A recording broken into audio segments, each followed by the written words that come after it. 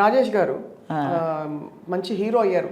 అవును, అతను నేను వచ్చిన తర్వాతే కదండి ఆయన అబ్బాయి అయ్యాడు. సో మిమ్మల్ని చూసి ఇన్స్పైర్ అయ్యారా లేకపోతే ఆయనకు మొదటి నుంచి ఉండేదా? లేదండి, నేను నాది అసలు పెద్ద క్వశ్చనే కాదు. వాడే మంచి ఆర్టిస్ట్ అసలు, చాలా మంచి ఆర్టిస్ట్. ఆ పైన దూకేమంటే దూకేసేవాడు, అంత బాగా యాక్ట్ చేసేవాడు. అసలు అతను రావాలి, ముందే వెనక అయింది అంతేగాని. ఆనంద భైరవి, రెండు జళ్ళ సీత, నెలవంక, చాలా మల్లె మొగ్గలు, చాలా పిక్చర్స్ చేశాడు. చాలా ఇన్వాల్వ్మెంట్గా చాలా చక్కగా చేస్తాడు. మంచి పేరు తెచ్చుకున్నాడు. ఏం టైం అలజడి సినిమా భరద్వాజ్ గారికి ఆయన ప్రొడ్యూసర్ సినిమా ఆయనే పదే చెప్తుంటారు. అవును. తమ్ముడితో మరి ఏం అంటే వాడు స్పీడ్గా వచ్చాడు, స్పీడ్గా వెళ్ళిపోయాడు. వాడికి పెళ్ళై 4 పిల్లలు. ఆ పిల్లల్లో ఒక 2 పిల్లలు యాక్సిడెంట్లో పోయారు. అయ్యో, ఎంత కష్టం అండి మీ కుటుంబానికి. నిజంగా మీరు అత్తగా ఎలా భరించారండి బాబాయ్? అంతే, అది దేవుడు అలా తీసుకొచ్చి. ఎందుకు అన్యాయం అంటే మీరు అందరినీ నవ్వించారు కదా, మిమ్మల్ని ఏడిపించడం ఏంటండి? అదే నాకు అర్థం కాలే. అందరినీ నవ్వించగలిగి మా ఇంట్లో ఒక పెద్ద ట్రాజడీ సృష్టించి అందులోంచి నేను బయటకు వచ్చి ఇంతమందిని నవ్వించి అభిమానులు నా పట్ల ఉన్నారంటే అది మామూలు విషయం కాదు. చాలా అదృష్టం చేసుకుని ఉండాలి. ఇప్పుడు మరి అక్కడి నుంచి మీ జర్నీ కొనసాగుతూ తమిళ కన్నడ భాషల్లోకి ఎలా అయింది మీ? అది జనరల్గా స్టార్టింగ్లో నేను హీరోయిన్గా చేశాను. హీరోయిన్గా కన్నడలో ఆనంద భైరవి సైమంటెన్స్గా తీసినప్పుడు అది చేశారు, ఆనంద భైరవి సినిమా. తమిళ్లో 2-3 సినిమాలు హీరోయిన్గా చేశాను.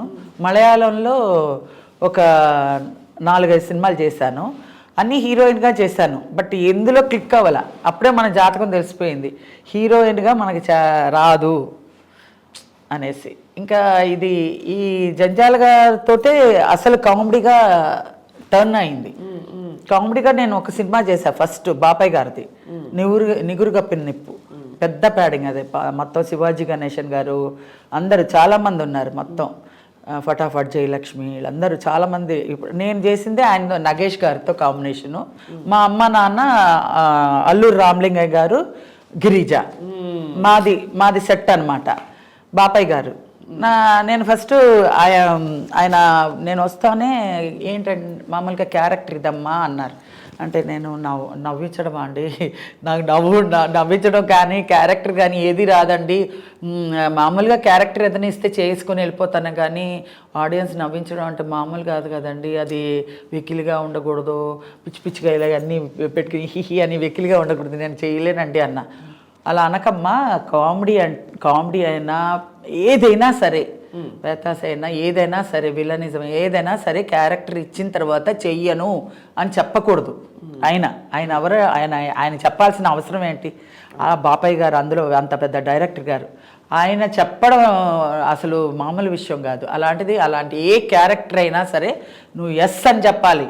నువ్వు వచ్చావు, వెనక్కి వెళ్ళకూడదు, బోల్డ్గా ఉండాలి. అర్థమైందా?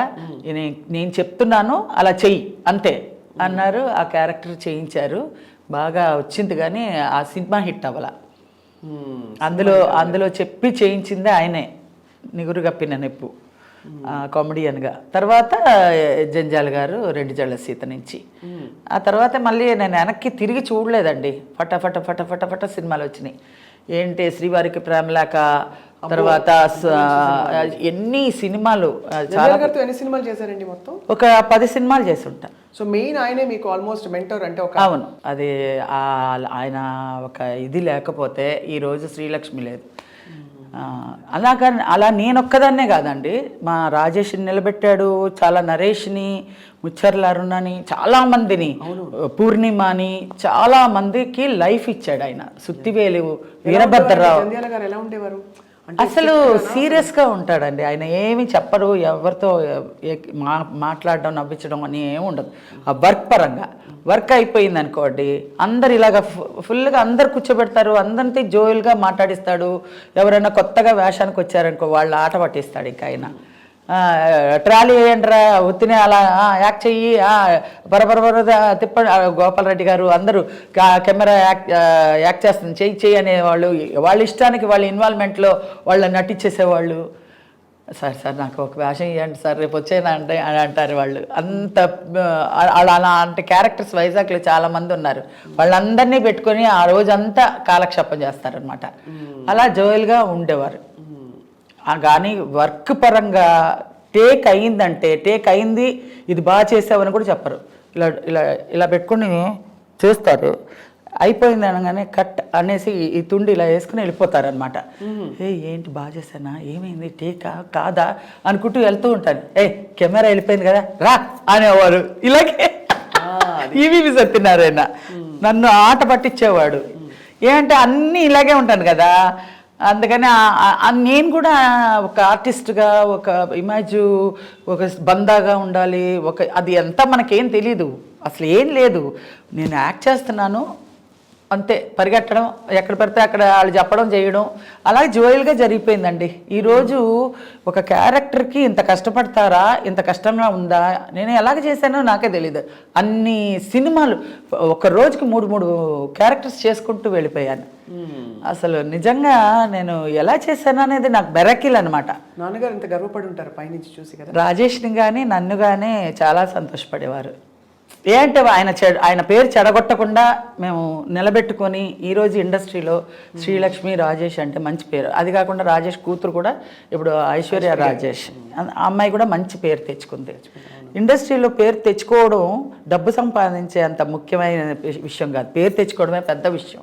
అది తెచ్చుకున్నామంటే ఆ అభిమానాలు, ప్రేమ, ఆదరణ పొందామంటే అది అదృష్టం, అది పూర్వజన్మ సుకృతం అనుకోవాలి. మంచి డైరెక్టర్లు దొరకడం, అవును, ఫ్యూచర్ ఏంటి అనేది ఇది దేవుడిచ్చే బోనస్ అండి.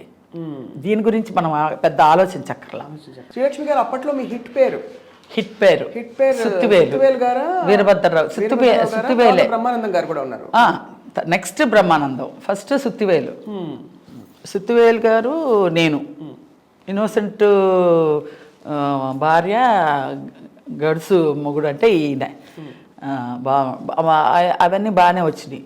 సుత్తివేలు తర్వాత బ్రహ్మానందం, తర్వాత ఇంకా నూతన్ ప్రసాద్ గారు, అందరూ మొత్తం ఎంతమంది 40 మందో 50 మందో మేల్ ఆర్టిస్టులు, కమెడియన్లు ఉన్నారు. అందరితో చేశాను నేను క్యారెక్టర్స్.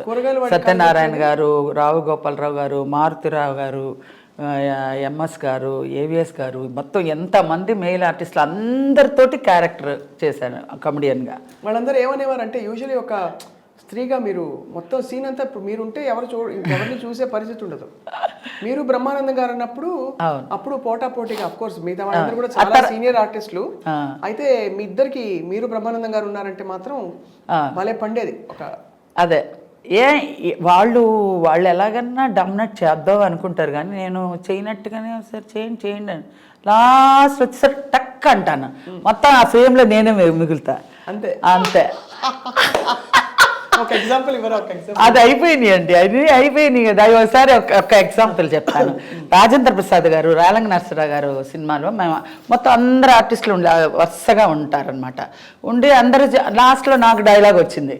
లాస్ట్లో నా డైలాగ్ వస్తే అందరూ చెప్పేసి లాస్ట్లో డైలాగ్ నా దగ్గరికి వచ్చేసరికి పట్మని వదిలేసేదాన్ని, అంటే రాక వదిలేసేదాన్ని. అబ్బా అనేవాడు రాజేంద్ర ప్రసాద్ అని. ఇప్పుడు మేమందరం ఇంత ఇదిగా చెప్పాలా ఏంటి శ్రీలక్ష్మి అంట, ఏం చేయను నేను మర్చిపోయాను అంట. నిజంగా నేను మర్చిపోయాను, రాలేదు, సరే అయిపోయింది. ఇంకా పౌరుషం వచ్చేస్తుంది. 1, 2 అయ్యేసరికి 3వ పౌరుషంగా వచ్చేస్తుంది నాకు. ఎలాగైనా చెప్పేయాలి అని ఒక పట్టుదలలో ఉన్నప్పుడు బోడి ఇదేం చెప్తుంది, సింగనాథం ఇది కూడా టేకు ఇదేలే అనేసి అనేస్తారు వీళ్ళందరూ. టేక్ అని చెప్పేస్తా నేను చెప్పేస్తాను, ఇంకా టేక్ ఓకే అయిపోతుంది. ఇప్పుడు అమ్మో ఇది చెప్పేసి శ్రీలక్ష్మి చెప్పేసింది బాబోయ్, నేను చెప్పదనుకుని నేను ఆదాపుగా మాట్లాడాను, ఏదో యథార్చగా మాట్లాడానండి. మళ్ళీ 1 more అండి, అమ్మో నేను శ్రీలక్ష్మితో 1 more చేయను, వెళ్ళిపోతారు డైరెక్టర్ గారు. నీ ఉన్నావే ఇంతసేపు మేము బాగా చేసినప్పుడేమో చెప్పి చావలేదు, ఇప్పుడేమో నేను ఏం చెప్తుందిలే అని క్యాజువల్గా చెప్పినప్పుడు నువ్వు చెప్పేశావు. రాజేంద్ర ప్రసాద్ అమ్మో శ్రీలక్ష్మి దగ్గర ఒళ్ళు దగ్గర పెట్టుకొని చెప్పాలి మనం ఏం చెప్పినా. రెండోసారి చెప్పినా 3వసారి చెప్పినా ఒకవేళ చెప్పలేకపోతే ఎలాగైనా చెప్పేస్తుంది అని అలర్ట్గా చెప్తారు వాళ్ళు. అది ఒక దెబ్బ తిన్నారు, చెప్తుందిలే అనేసి చెప్పేశాడు. చెప్పేశాను నేను టేక్ అయిపోయిందా? అమ్మో నేనేదో యాదాచిగా మాట్లాడానండి. వన్ మోర్ అండి 1 మోర్ అంతా లేదు, శ్రీలక్ష్మి దగ్గర 1 మోర్ లేవు, అంతే శ్రీలక్ష్మి చెప్పేస్తే అయిపోయింది పదండి అన్నారు. అలాగా నా దగ్గర వచ్చేసరికి ఎలాంటిగా ఉంటారు ఎవరైనా సరే. నూతన్ ప్రసాద్ గారు కూడా ఒకసారి శ్రీవారికి ప్రేమలేఖలప్పుడు రిక్షాలో వెళ్తుంటే లాంగ్ షాట్ అనమాట, బంతి చామంతి ముద్దాడుకుందాములే, ఆ పాట నేను పాడాలి. వాడు ఒకడికి కథ చెప్తాను, కథ చెప్పేసరికి వాడు గిలగిలా కొట్టుకొని పడిపోతాడు. కూరగాయలాడు అది వేరే, ఇక్కడ ఒక రిక్షా వాడు కిల్లి కొట్టుకు వెళ్ళి వచ్చే లోపల ఇలా పడిపోతాడు. ఏమే నువ్వు కథ చెప్పావా, అందుకే కొట్టుకుని చేస్తున్నాడు ఇక్కడ అంటాడనమాట. అది ఏమండి నేను ఒక కథ చెప్తాను అని ఆ పాట అదంతా లాంగ్ షాట్ పెట్టారనమాట. ఇదంతా ఇలాగ అది ఇది అని చెప్తుంటే, ఏమండి నాకు ఆ పాట రావట్లేదండి, మీరు పాడండి, లిప్ మూమెంట్ ఇవ్వండి, నేను పాడేస్తాను, నేను లిప్ మూమెంట్ ఇస్తాను, మీరు పాడేయండి. ఏమనుకుంటున్నావు, లాంగ్ షాట్ నేను పాడితే నువ్వు లిప్ మూమెంట్ ఇస్తావా నూతన్ ప్రసాద్? అదంతా కుదరదు, నువ్వు పాడు, చచ్చినట్టు నువ్వు పాడు, కెమెరా దగ్గరగా తీస్తారు, నీకు తెలియదేమో, అది జూమ్ వెళ్తారు, నువ్వు అంత దూరంలో ఉన్నావు, నువ్వు పాడే నేను లిప్ ఇస్తాను అంటున్నావా అనేసి ఎలా అయినా నేనే పాడాను అనుకోండి, ఆఖరికి కొంచెం హెల్ప్ చేయండి అంటే చేయలే. అలా ఉంటారు మగవాళ్ళు అంటున్నా. అదే మరి నేను వాళ్ళు అలా ఉంటారు, వాళ్ళతో ఇలాగ ఉండాలి, మనం ఇలా మేనేజబుల్గా ఉండాలి, వాళ్ళు డామినేటింగ్గా ఉంటారు, ఏమి తెలిసేది కాదు. నేను బోల్డ్గా చేసేసేదాన్ని, నేనే ఫ్రేమ్లో వచ్చేసేదాన్ని. ఏ మేల్ స్టార్ మీతో ఎక్కువ పోటీ పడేవారు?